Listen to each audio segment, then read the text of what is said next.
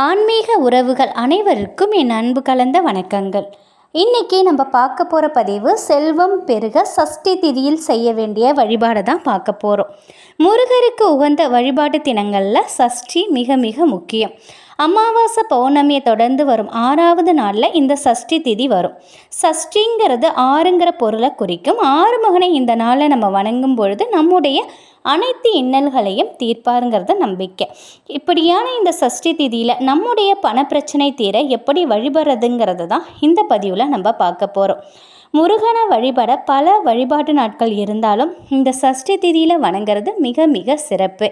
இந்த மாதந்தோறும் வரக்கூடிய சஷ்டியில் முருகரை எப்படி எளிமையாக வழிபட்டு நம்முடைய ஏழ்மை நிலையை மாற்றிக்கிறதுங்கிறத இந்த பதிவில் பார்க்கலாம். இந்த வழிபாடு செய்யும் நேரம் சஷ்டி திதியாக இருக்கணுங்க.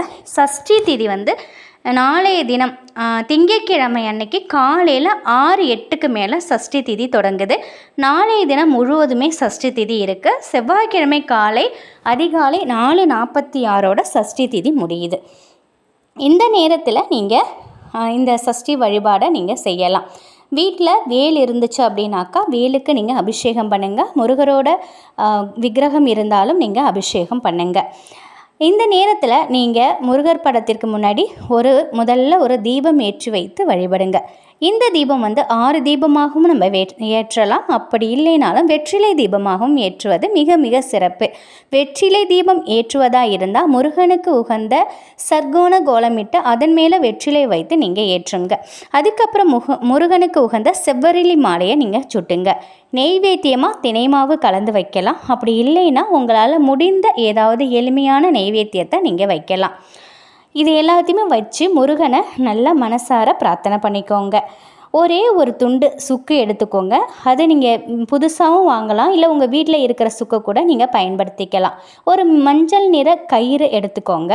அது தாலி கயிறாக மட்டும் இருக்கக்கூடாது. தாலி கயிறை பயன்படுத்தாதீங்க. வேறு மஞ்சள் நிற நூல் அல்லது கயிறு அதை நீங்கள் எடுத்துக்கலாம். முருகர் படத்திற்கு முன்னாடி ஏற்றிய தீபத்திற்கு முன்னாடி நீங்கள் உட்காந்துக்கோங்க. இந்த சுக்கை அந்த மஞ்சள் கயிற்றில் நீங்கள் காப்பு போல் கட்டிக்கோங்க. இதை உங்கள் கைகளில் வச்சு நல்லா இருக்க மூடிக்கிட்டு முருகரை மனசார நினைத்து உங்களுடைய பண பிரச்சனை எல்லாமே தீரணும் அப்படின்னு வேண்டிக்கோங்க. அனைத்து பிரச்சனையும் தீரணும் அப்படின்னு வேண்டிக்கோங்க. ஓம் சரவண பவ இந்த மந்திரத்தை 108 முறை நீங்கள் சொல்லணும். அதுக்கப்புறம் கற்பூர தீப ஆராதனை காட்டி பூஜையை நிறைவு பண்ணிக்கோங்க. பூஜை நிறைவு பண்ணதுக்கப்புறம் நெய்வேத்தியத்தை நீங்களும் வீட்டில் உள்ளவங்களும் அக்கம் பக்கமும் பகிர்ந்து சாப்பிடுங்க. இந்த சுக்கை குறைஞ்சது 1 மணி நேரம் வரைக்கும் நீங்கள் முருகர் படத்து பக்கத்தில் நீங்கள் வச்சிடணும். அதுக்கப்புறம் சுக்கை எடுத்து நீங்கள் பணம் வைக்கக்கூடிய இடத்துல வச்சிடுங்க. வியாபாரம் செய்கிறவராக இருந்தால் தொழில் செய்யும் இடங்களில் நீங்கள் வைக்கலாம். இதை காப்பு போல் நம்ம கைகளில் கட்டியிருந்தாலும் நல்ல பண வரவை நமக்கு தரும்.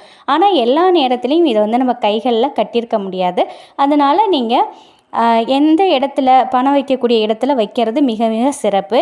அதனால் நீங்கள் ஏதாவது ஒரு சஷ்டியை தேர்ந்தெடுத்துக்கோங்க. அது தேய்பிரை சஷ்டியாக இருக்கலாம் அல்லது வளர்பிறை சஷ்டியாக இருக்கலாம். மாதந்தோறும் ஒரு முறை நீங்கள் இந்த சுக்கை மாற்றிக்கிட்டே இருக்கணும். இந்த சுக்கை நீங்கள் எப்பொழுதுமே சஷ்டி திதி அன்னைக்கு நீங்கள் செய்யும் பொழுது உங்கள் வீட்டில் பண வரவு தாராளமாக ஏற்படும். சொல்லுவாங்க இல்லையா, சுக்குக்கு மிஞ்சிய மருத்துவமும் இல்லை, சுப்பிரமணியனுக்கு மிஞ்சிய தெய்வமும் இல்லைன்னு ஒரு பழமொழியே இருக்குது. அது சக்தி வாய்ந்த இந்த சுக்கையும் சுப்பிரமணியரை கொண்டு செய்யப்படும் இந்த பரிகாரம் நம்முடைய பண வரவில் நல்ல முன்னேற்றத்தை ஏற்படுத்தி கொடுக்கும். நம்ம வாழ்க்கையை ஏழ்மை நிலையிலிருந்து உயர்த்தி காட்டும். முழு நம்பிக்கையோடு நீங்கள் முருகப்பெருமானை வேண்டி நாளைய தினம் சஷ்டி திதியில் வளர்பிறை தேய்பிறைன்னு பார்க்காதீங்க.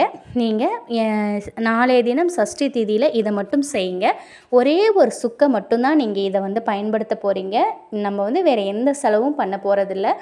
மனதார நீங்கள் முருகப்பெருமானை வேண்டி இந்த சுக்கை நீங்கள் இந்த ஓம் சரவண பவங்கிற மந்திரத்தை சொல்லி கொஞ்ச நேரம் ஒரு மணி நேரம் அவங்க படத்திலே வச்சுட்டு அதை எடுத்து நீங்கள் பணப்பெட்டியில் வைங்க. கண்டிப்பாக உங்களுடைய பண வரவில் நல்ல முன்னேற்றம் ஏற்படும்.